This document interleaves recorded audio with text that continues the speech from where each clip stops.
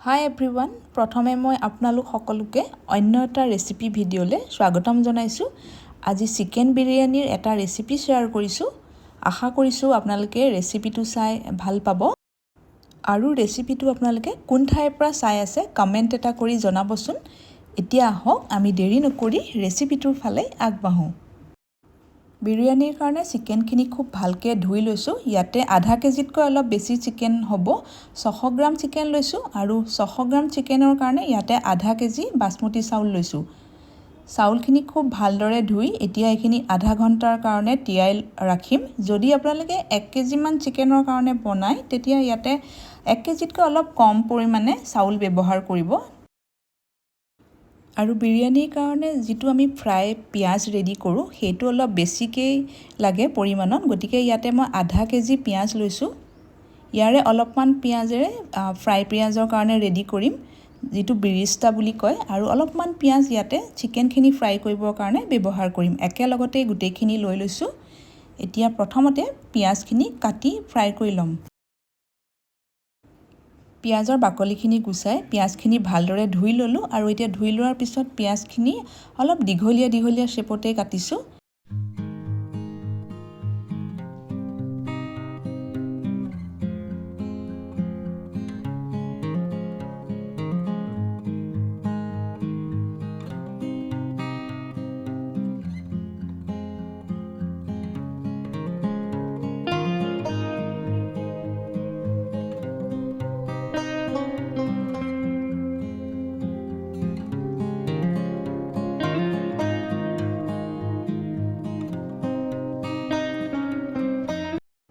পিঁয়াজখিনি ফ্ৰাই কৰিবৰ কাৰণে ইয়াতে প্ৰথমতে অলপমান মিঠাতেল দিলোঁ আৰু এতিয়া অলপমান ৰিফাইন তেলো এড কৰি দিছোঁ।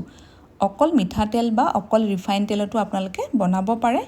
ভালকৈ তেলখিনি গৰম কৰি লোৱাৰ পিছত গেছৰ ফ্লেমটো এতিয়া মিডিয়ামত ৰাখিছোঁ আৰু অলপ অলপকৈ পিঁয়াজখিনি দি ফ্ৰাই কৰি লৈছোঁ। এটা পাতল ৰঙচুৱা কালাৰ অহালৈকে পিঁয়াজখিনি ফ্ৰাই কৰি ল'ম। চাউলখিনি তিয়াই ৰখা আৰু আধা ঘণ্টা হ'ল, গতিকে চাউলখিনি টুকি ল'লোঁ।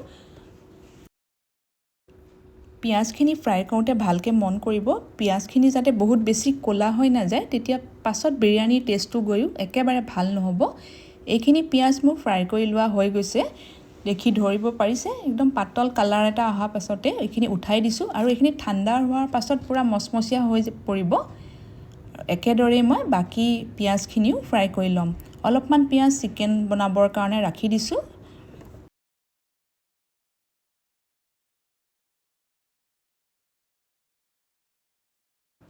এতিয়া আমি চিকেনখিনি ভালকৈ মেৰিনেট কৰি ল'ম। মেৰিনেট কৰিবৰ কাৰণে প্ৰথমতে ইয়াতে আদা, নহৰু, জলকীয়াৰ পেষ্ট দিছোঁ। অলপ বেছি পৰিমাণে ইয়াতে আদা, নহৰু দিছোঁ। আৰু মছলাৰ ভিতৰত যিখিনি মছলা আমি ঘৰত প্ৰায় ব্যৱহাৰ কৰি থাকোঁ সেয়াই দিছোঁ। জিৰা, ধনিয়া, কাশ্মীৰী ৰেড চিলি পাউডাৰ দিছোঁ অকণমান, তেতিয়া কালাৰটো ভাল হ'ব। ইয়াতে আপোনালোকে যদি জ্বলাটো খাব বিচাৰে তেতিয়া জলকীয়াৰ গুড়ি অলপমান বেছিকৈ তেনেকৈ দিব পাৰে। মই ইয়াত ব্যৱহাৰ কৰা নাই জলকীয়াৰ গুড়ি। এয়া কাশ্মীৰী ৰেড চিলি পাউডাৰ অলপমান দি দিলোঁ আৰু সোৱাদমতে ইয়াত এতিয়া নিমখ দি লৈছোঁ। অলপ অলপকৈ ধনিয়া আৰু পদিনাৰ পাত দিছোঁ। ধনিয়া আৰু পদিনাৰ পাতত বিৰিয়ানীৰ টেষ্টটো আৰু গোন্ধটোও খুব ভাল হয়। ইয়াতে এতিয়া প্ৰায় আধা কাপমান হ'ব দৈ ব্যৱহাৰ কৰিছোঁ। আৰু যেতিয়া বিৰিয়ানীত এনেকৈ দৈ ব্যৱহাৰ কৰিব, ফ্ৰেছ দৈয়ে ব্যৱহাৰ কৰিব। বেছি পুৰণা দৈ হ'লে বিৰিয়ানীৰ টেষ্টটো ভাল নহ'ব, অলপ টেঙা ছাইডত গুচি যাব। লগতে ইয়াতে আধা ফাল নেমুৰ ৰস চেপি ল'লোঁ। নেমুৰ সলনি ইয়াত আপোনালোকে হোৱাইট ভিনেগাৰো ব্যৱহাৰ কৰিব পাৰিব, কিন্তু ভিনেগাৰ দিলে অলপ কম পৰিমাণে ব্যৱহাৰ কৰিব। মিঠাতেল ইয়াতে 2 চামুচ দিলোঁ। যিখিনি তেলত পিঁয়াজ ফ্ৰাই কৰিছিলোঁ সেই তেলেই ইয়াত ব্যৱহাৰ কৰিছোঁ। এতিয়া ফ্ৰাই কৰা পিঁয়াজ অলপমান ইয়াতে দি ল'লোঁ। বাকীখিনি ফ্ৰাই কৰা পিঁয়াজ ৰাখি দিছোঁ। এইখিনি পিছত আমি লেয়াৰিঙত ব্যৱহাৰ কৰিম। আৰু বিৰিয়ানীৰ কাৰণে আটাইতকৈ ইম্পৰ্টেণ্ট মছলাবিধ বিৰিয়ানী মছলা ইয়াতে এতিয়া দিছোঁ। বহুত বেছি পৰিমাণেও ইয়াতে বিৰিয়ানী মছলা দিয়া নাই। হাতখন ধুই খুব ভালদৰে এতিয়া হাতেৰে গোটেইখিনি সানি লৈছোঁ। ভালদৰে সানি লোৱাৰ পিছত এইখিনি যিমান বেছি সময়ৰ কাৰণে ৰাখিব পাৰে সিমানেই বেছি ভাল হয়, বেছি জুচি হয় তেতিয়া চিকেনবিলাক। মই মিনিমাম এইখিনি 1 ঘণ্টাৰ কাৰণে ৰাখিছিলোঁ।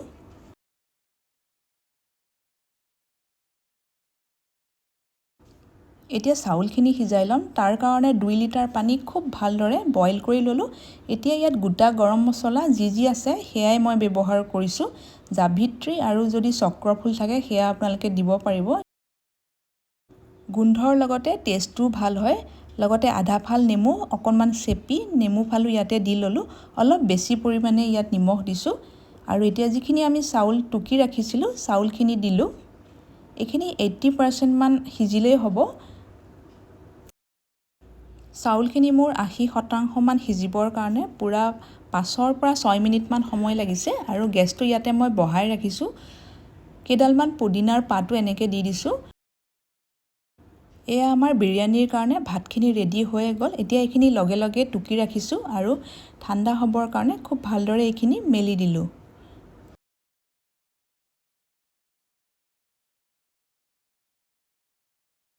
চিকেনখিনি মেৰিনেট কৰাৰ মোৰ 1 ঘণ্টা হৈছে। মই এতিয়া এইখিনি বনাই ল'ম লগে লগে। মিঠাতেল দিছোঁ চিকেনখিনি বনাবৰ কাৰণে আৰু এটা সৰু পিঁয়াজৰ জোখতে পিঁয়াজ মানেকৈ ৰাখিছিলোঁ। বহুত বেছি পৰিমাণে ইয়াত এতিয়া পিঁয়াজ ব্যৱহাৰ কৰা নাই। ভালকৈ পিঁয়াজখিনি ফ্ৰাই কৰি লোৱাৰ পিছত সৰু এটা বিলাহী দিলোঁ। বিলাহী আৰু পিঁয়াজখিনি খুব ভালদৰে ফ্ৰাই কৰি লোৱাৰ পিছত ইয়াত এতিয়া যিখিনি চিকেনৰ পিচ মেৰিনেট কৰি ৰাখিছিলোঁ সেইখিনি দি দিলোঁ। বিৰিয়ানীৰ কাৰণে চিকেনখিনিও আমি সম্পূৰ্ণ কুক কৰিব নালাগে। এইখিনি 90% মান সিজিলেই হ'ব। চিকেনখিনি প্ৰথমতে এনেকৈ হাই ফ্লেমতে 10 মিনিটমান সময়ৰ কাৰণে ভাজি আছোঁ।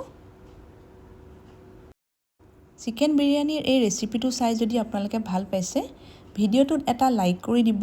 পাৰিলে ভিডিঅ'টো শ্বেয়াৰো কৰিব পাৰিব। আৰু নতুন নতুন ৰেচিপিৰ নটিফিকেশ্যনবিলাক পাই থাকিবৰ কাৰণে চেনেলটোত আপোনালোকে ছাবস্ক্ৰাইব কৰি ৰাখিব।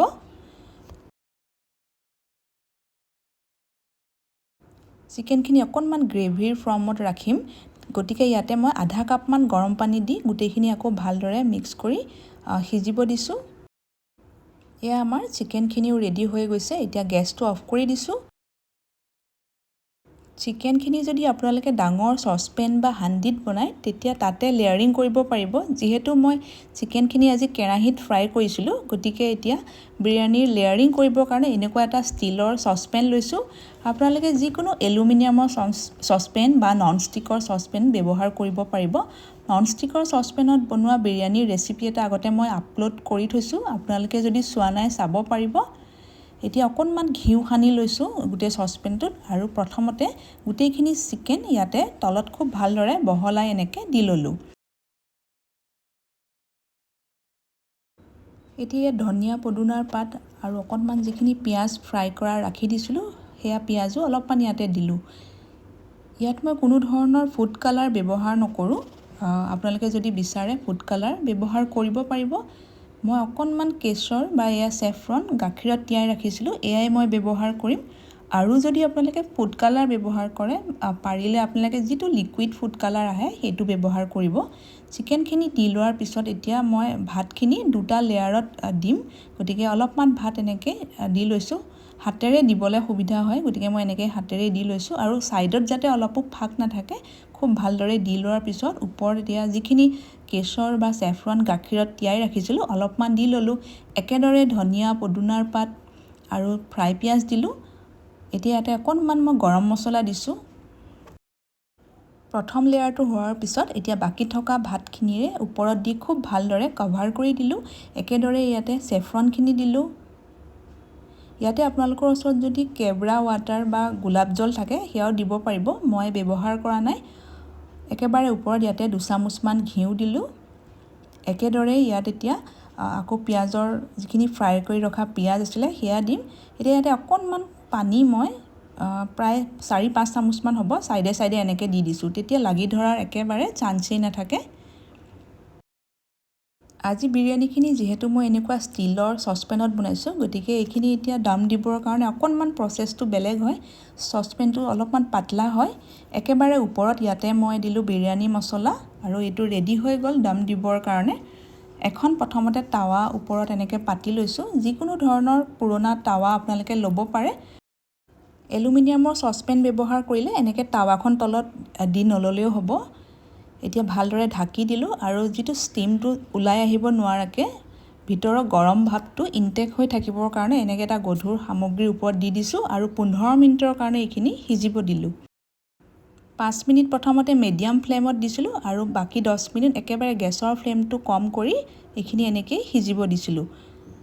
15 মিনিটৰ পিছত গেছটো অফ কৰি এইখিনি মই 10 মিনিটৰ কাৰণে এনেকৈ ৰাখি দিছিলোঁ, তেতিয়া ভালদৰে বিৰিয়ানীখিনি ছেট হৈ পৰে।